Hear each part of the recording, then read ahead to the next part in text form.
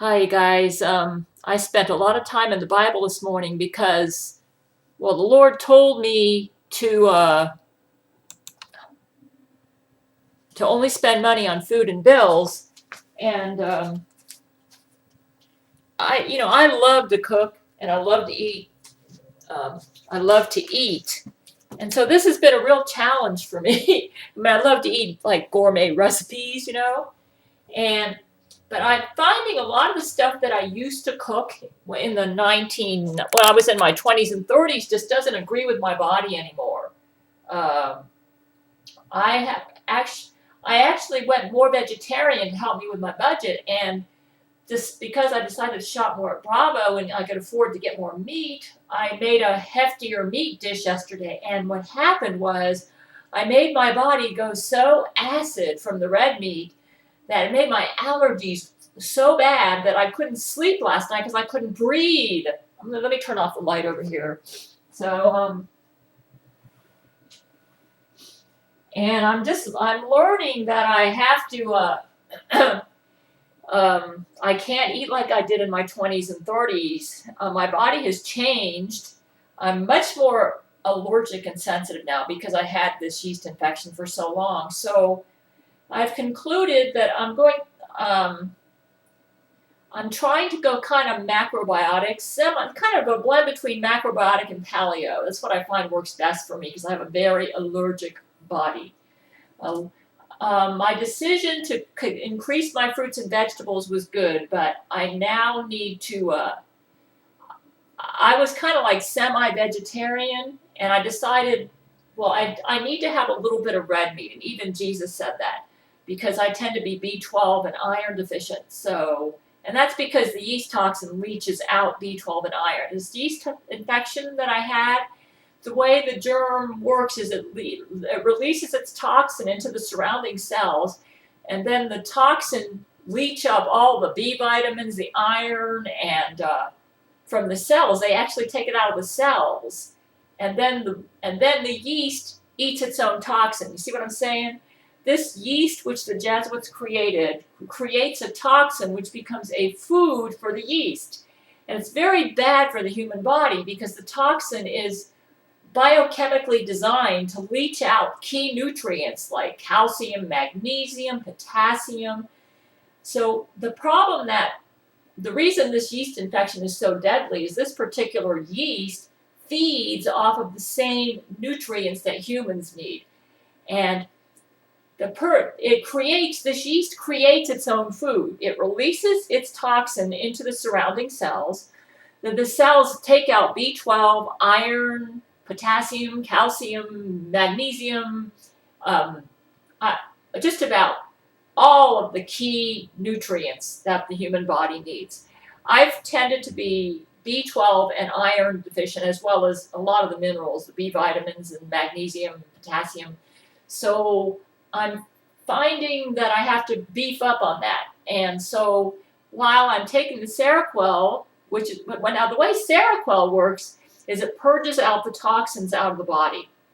And it basically starves the yeast by taking its toxins out. The yeast has to have its toxin. And that's the reason why I cannot. The Lord told me only to take a multivitamin and mineral supplement, but like if I supplement with extra B12 or extra iron, what would happen was it would go to the yeast toxin. It would increase the amount of yeast toxin in my body. It's kind of complicated to explain, and so I can't. Jesus said everything needs to be. When I went to him in prayer, he seemed to be telling me everything needs to be in balance. Like if you get too much of anything gets off balance, it feeds the yeast toxin. So even though the yeast infection was cured around 2013, I had leftover toxin in all of my cells, and the toxin is designed to just leach out those nutrients. So um, the best way for me to get my nutrients is through food and not through a vitamin mineral supplement, because the vitamin mineral supplement is a concentrated form of the vitamin, and the yeast toxin would just get all that. So I've discovered the best diet for me is, and I make this video for the benefit of anyone else who's infected with the particular yeast that I have. It's a yeast-bacterium. It survives by creating its own toxin, making its own food. And the toxin goes out into the body and leaches. It loves B12. It loves calcium, magnesium, the B vitamins, iron, and I probably missed something. I noticed there's whatever sweet potatoes are rich in, it loves a lot of the vitamins in sweet potatoes. So anyways, the key to getting over this is you need to take Seroquel. Seroquel is like the best drug out there for flushing the yeast toxin out of the cells. And Seroquel works by starving the germ. If the germ doesn't have toxins, it's toxin, it doesn't have food. So Seroquel in combination with, and another thing you can't do is like if I take probiotics, that's going to throw things off balance. Jesus said, don't even take probiotics. Apparently, when you have a lot of good bacteria in the gut, they produce something that it favors the yeast toxin. So the trick to get over this yeast infection is you got to get the toxins out of the body. So that means you don't want to have anything off balance. Everything needs to stay balanced. If you're going to get your probiotics, do it naturally, like through fermented soy, like miso soup or kefir, they call that, and stuff like that. So Jesus says everything through food.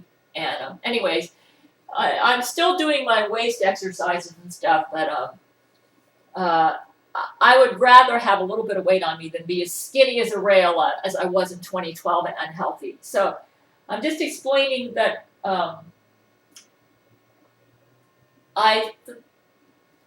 yesterday I was miserable, too much meat. So I'm going to go back to semi-vegetarian again, and I'm going to go I get some Eggland's Best eggs. Those are good eggs because they have less cholesterol intake, and they're high in the B vitamins and some of the stuff that I need. So I try to get a very well-balanced, nutrient-rich diet. I do take a very good vitamin mineral supplement, and I also take hemp seed, flax oil to help my body with its metabolic processes and get some of the omega-3s.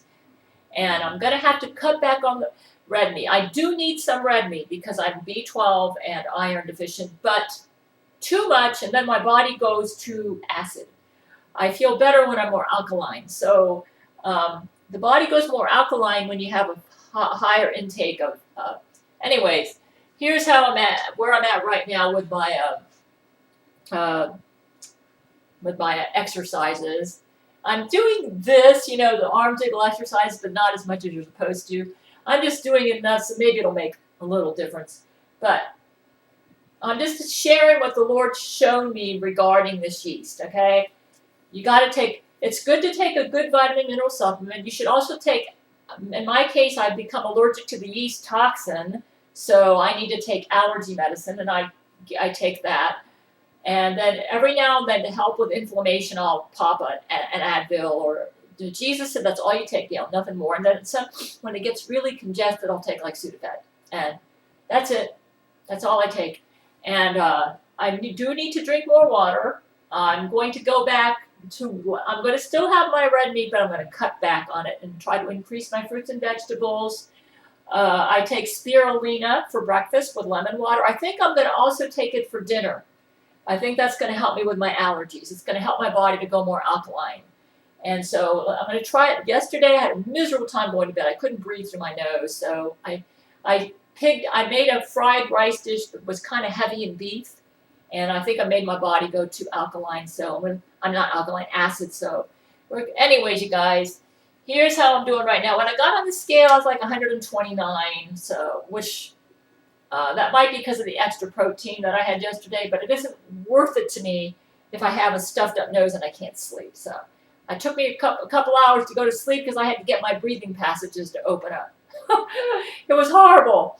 And that's one of the problems I have with Seroquel is I get a really stuffy nose, and I got to open up those breathing passages. I find that if I have an alkaline diet, that helps me with the allergies. That's all caused by allergies. The pollen counts up too, so that's not helping either. So anyways, you guys, here's where I'm at right now. And I'm gonna I actually I bought me some sardines too. So, but I'm on a strict budget. It's like I can't go over. I gotta stay like in like $200 a month range, which is kind of that seems like plenty, but you'd be amazed how much you spend on food every month. It's amazing. And since I try to get a lot of raw, that makes it a little bit more expensive, but I'm gonna try.